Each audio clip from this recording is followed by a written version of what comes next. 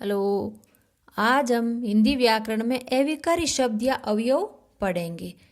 अविकारी शब्द के 5 प्रकार है: क्रिया विशेषण, निपात, संबंध बोधक, समुच्चय बोधक और विस्मयादि बोधक। अविकारी शब्द का अर्थ है जिसका बदलाव ना हो। अवयव का अर्थ है जो खर्च ना हो। अब पढ़ेंगे क्रिया विशेषण। जो क्रिया की विशेषता बताने वाले शब्दों को क्रिया विशेषण कहा जाता है। जो क्रिया की विशेषता बताने वाले शब्दों को क्रिया विशेषण कहा जाता है। क्रिया विशेषण के 4 प्रकार हैं। पहला कालवाचक, स्थानवाचक, रीतिवाचक और परिमाणवाचक। अब एक एक को विस्तार से पढ़ेंगे। पहला कालवाचक, समय का बोध कराए वो कालवाचक कहलाते हैं। अब इसकी पहचान है: आज, परसों, जब, अभी, अब तक, सुबह, साय, शीघ्र, सदा, बार बार, तत्काल। ये शब्द किसी वाक्य में दिखे वहां क्या होगा? कालवाचक क्रिया विशेषण होगा। उदाहरण देखते हैं। राम कल जाएगा। कल क्या है? ये कालवाचक की पहचान है। राम प्रतिदिन पढ़ता है। अब दूसरा है स्थानवाचक। स्थान, जगह का बोध करा रहा है वो स्थानवाचक कहलाता है। इसकी पहचान: आगे पीछे, ऊपर नीचे, अंदर बाहर, दाएं बाएं, भीतर बाहर, यहाँ वहाँ, जहाँ, निकट, दूर, बीच, मध्य। ये शब्द किसी वाक्य में दिखे वहां होगा स्थानवाचक क्रिया विशेषण। अब कुछ उदाहरण देखते हैं। राम सामने बैठा है। सामने क्या है? स्थानवाचक। बच्चे मैदान में इधर उधर दौड़ रहे हैं। क्या? स्थानवाचक क्रिया विशेषण। तीसरा है रीतिवाचक। जो शब्द क्रिया की रीति अथवा शैली के विषय में बताते हैं वो रीतिवाचक कहलाते हैं। पहचान: अकस्मात, ऐसे वैसे, ध्यान पूर्वक, बेशक, सहसा, कानो कान, हाथों हाथ, रातों रात, अच्छा, ठीक, मत नहीं, यथासंभव, यथाशक्ति, अवश्य, जरूर, सचमुच, शायद, परस्पर आदि शब्द हो वो रीतिवाचक क्रिया विशेषण कहलाते हैं। कुछ उदाहरण देखते हैं। राम धीरे धीरे चलता है। धीरे धीरे क्या है? रीतिवाचक। मकान धड़ाम से गिर गया। खबर रातों रात फैल गई। ये क्या है? रीतिवाचक क्रिया विशेषण। चौथा है परिमाणवाचक क्रिया विशेषण। जो क्रिया विशेषण की मात्रा का बोध कराते हैं उसे परिमाणवाचक कहा जाता है। मात्रा का बोध कराते हैं। पहचान: कम, थोड़ा, ज्यादा, अत्यंत, पर्याप्त, उतना, जितना, अत्यधिक, बहुत, यथेष्ट, बस, भारी, बराबर, इतना सा, जरा सा। ये शब्द है परिमाणवाचक की पहचान। उदाहरण देखते हैं। रमेश कम पढ़ता है। कम क्या है? मात्रा दर्शा रहे हैं तो क्या होगा? परिमाणवाचक। छोटा बच्चा दिन में अधिक सोता है। क्या है? परिमाणवाचक क्रिया विशेषण। अब अविकारी शब्द का दूसरा प्रकार है निपात। वाक्य में विशेष प्रकार का बल भरने के लिए कुछ शब्दों का प्रयोग किया जाता है वो निपात कहलाते हैं। ही, भी, मात्र, केवल, तक, सिर्फ, ये शब्द है निपात की पहचान है। कब? उदाहरण देखते हैं। राकेश भी हंस रहा है। भी आगे तो क्या होगा? निपात। मेरे पास मात्र 10 रुपए है। मात्र, निपात। गांधी जी को बच्चे तक जानते हैं। ये क्या है? निपात है। तीसरा है संबंध बोधक। जो अविकारी शब्द, संज्ञा, सर्वनाम शब्द का संबंध अन्य पदों के साथ जोड़ने का कार्य करते हैं वो संबंध बोधक कहलाते हैं।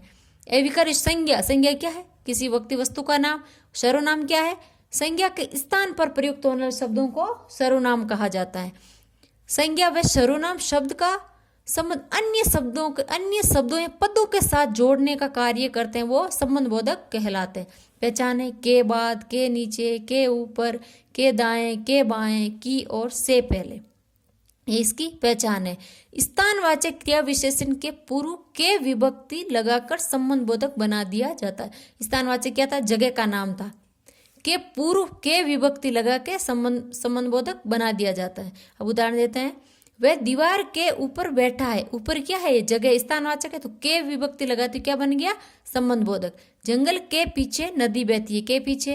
राम घर के बाहर बैठा है। क्या है? संबंध बोधक है। चौथा है समुच्चय बोधक। 2 वाक्यों या 2 शब्दों को जोड़ने वाले शब्द को समुच्चय बोधक कहा जाता है। 2 वाक्यों या 2 शब्दों को जोड़ने वाले शब्द को समुच्चय बोधक कहा जाता है। समुच्चय बोधक की पहचान है और या किंतु। समुच्चय बोधक 2 प्रकार के होते हैं: समानाधिकरण और व्याधिकरण। समानाधिकरण 4 प्रकार के हैं। अब देखते हैं समानाधिकरण। जो विकारी शब्द जो समान अधिकरण वाले शब्दों या वाक्यों को जोड़ने का कार्य करे वो समानाधिकरण कहलाते हैं। इसके 4 प्रकार है: संयोजक, विभाजक, विरोधमूलक, परिणाम सूचक। संयोजक में क्या है? और, तथा, एवं, व। विभाजक में या, अथवा, चाहे, अन्यथा। विरोध मूलक में पर, परंतु, किंतु, लेकिन, बल्कि। परिणाम सूचक में अत, फलक, इसलिए, फलस्वरूप, परिणाम स्वरूप। अब दूसरा है व्याधिकरण। जो आश्रित वाक्य, जो प्रधान वाक्य वे उपवाक्य को जोड़ने का कार्य करे वो व्याधिकरण कहलाते। इसकी पहचान है क्योंकि, कि, इसलिए कि, यदि, तो, यद्यपि, तथापि, अर्थात, ताकि, मानो, यानी। ये क्या है? व्याधिकरण की पहचान। अब कुछ उदाहरण देखते हैं। गीता और सीता भोजन कर रही है। गीता और सीता, और क्या है? समानाधिकरण है, संयोजक है ये। रमेश बाजार गया है तथा सुरेश क्रिकेट खेल रहा है। ये क्या है? तथा, ये संयोजक है। राम नहीं गया क्योंकि वह कल जाकर आया। क्योंकि क्या है? व्याधिकरण।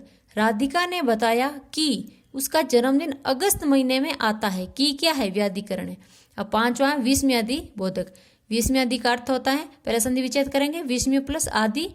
विस्मय का अर्थ है आश्चर्य, और आदि और भी। अब परिभाषा देखते हैं। विस्मय आदि भावों को बताने वाले अविकारी शब्द विस्मयादि बोधक कहलाते हैं।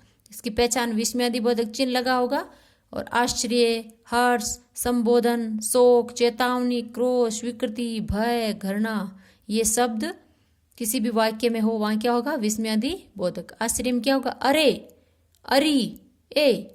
हर्ष में वाह, ओहो, शाबाश। संबोधन में अरी, ए जी, ओ जी। शोक में हाय, उफ, आहा। चेतावनी में हटो, बचिए, खबरदार। क्रोध में खामोश, चुप। स्वीकृति में अच्छा, ठीक।